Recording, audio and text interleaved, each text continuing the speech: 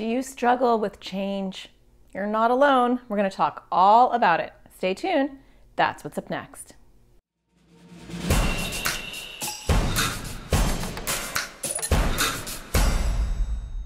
Hi, my name is Natasha Daniels. I'm a therapist. I make videos for people with anxiety or OCD.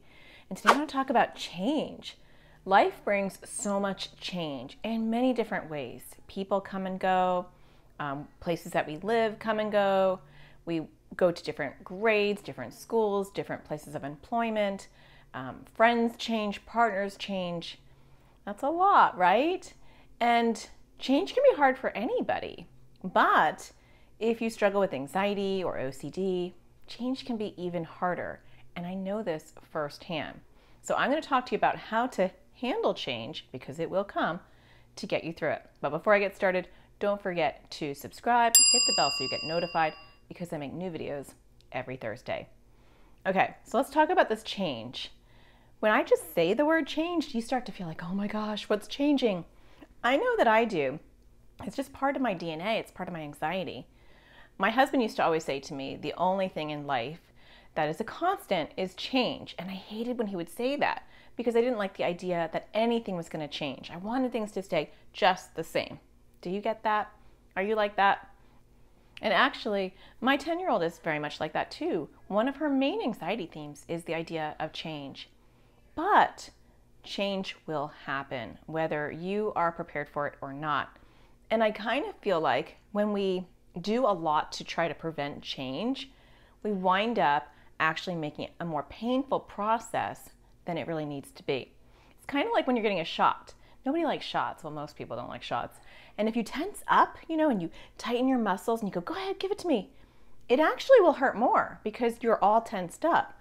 When you relax, distract yourself, your muscles are loose, it doesn't hurt as badly.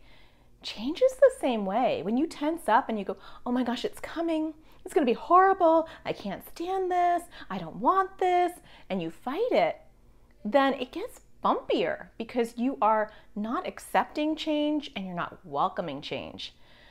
Not that we want to welcome change for most of us, but on the other side of change can be really good things.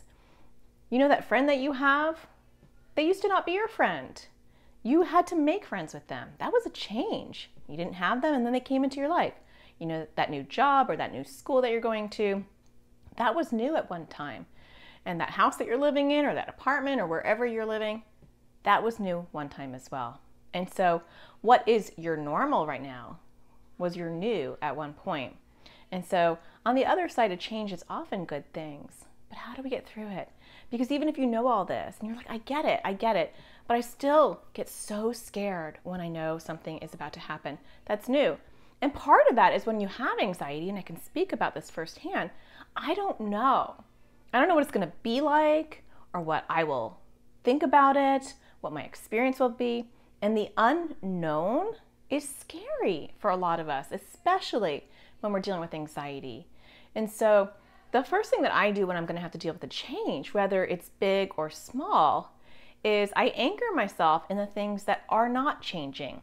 And so when I go through and I had a big loss recently in the last 2 years, I had to remind myself of all the things that are still with me, all the people and friends and, just daily routines, my house, the things that are all the constant that haven't changed. Because even though the only thing in life that's predictable is change, it doesn't happen all at once.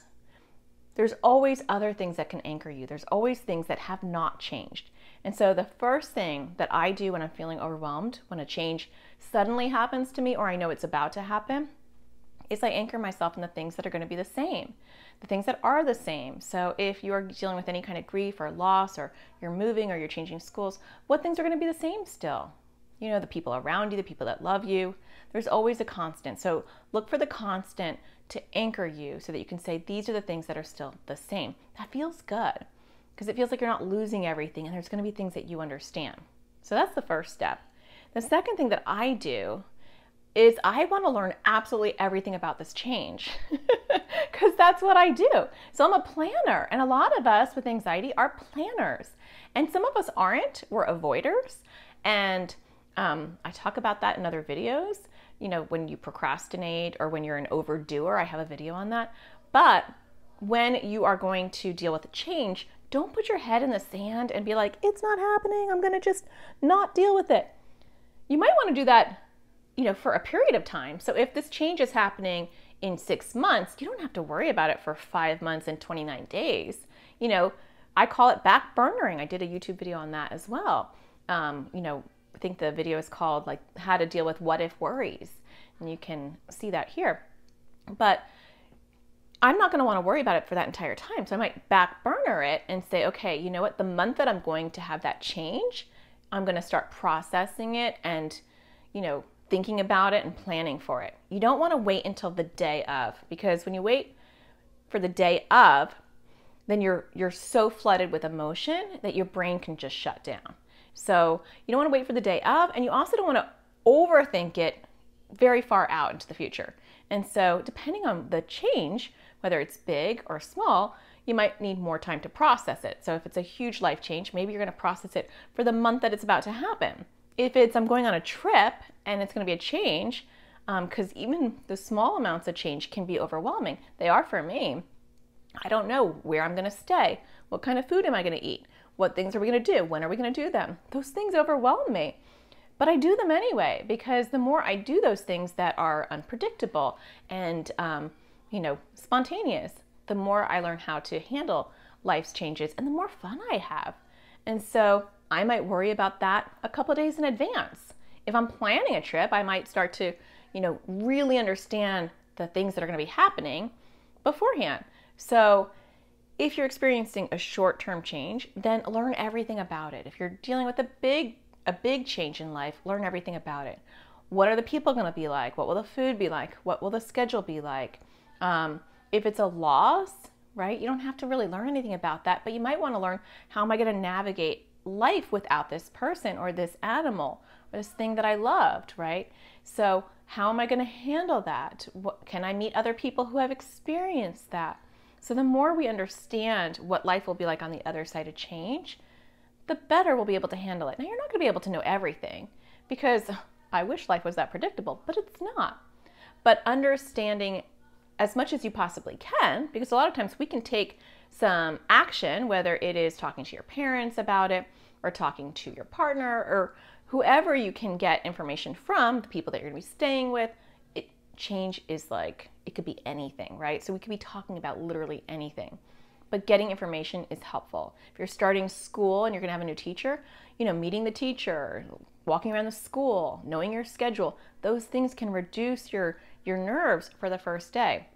If you're moving to a new town, get a map out, go to Google Maps, look at the street view, see if you can go and visit it, see if you can, go on local websites and see what it looks like, learn where you're going to be going or working or going to school. Like, just be an information gatherer, because the more information you have about the change, the better. And when something happens to you suddenly and life just doesn't look like it used to, and your life is upside down, which, trust me, I know what that feels like. I start to get used to the upside down world. Sounds like I'm talking about Stranger Things. I start to get used to it, and I get dizzy at first because my world doesn't look the same with those big, scary, sudden changes. But you know what? We get through it, and it is bumpy, but we start to get used to that upside down world, and it starts to look familiar in time. But I anchor myself with the things that were there before things turned upside down. And that helps ground me so that I'm able to move forward. So we can't avoid change. And the more you try to stop it, I don't want to throw this out, I don't want to grow older, I don't want to have anything look different, I don't want to change my hair or my clothes, I don't want anything to be different. A lot of us take it to that extreme. My daughter doesn't like it when I change my hair color or, cut my hair or look different, because she doesn't like change, like in general, on anything, for anyone. And avoiding change actually makes change 10 times worse. So accepting that things are going to happen and accepting that they're going to make me uncomfortable, the more you practice that, just like everything else that I teach with anxiety or OCD, it will get better over time. And sometimes the change brings some pretty magical things. And without it, you wouldn't have that.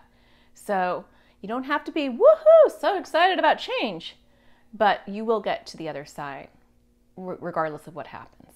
So I hope that you find the sparkle in everything you do, and I'll talk to you again next Thursday. Take care.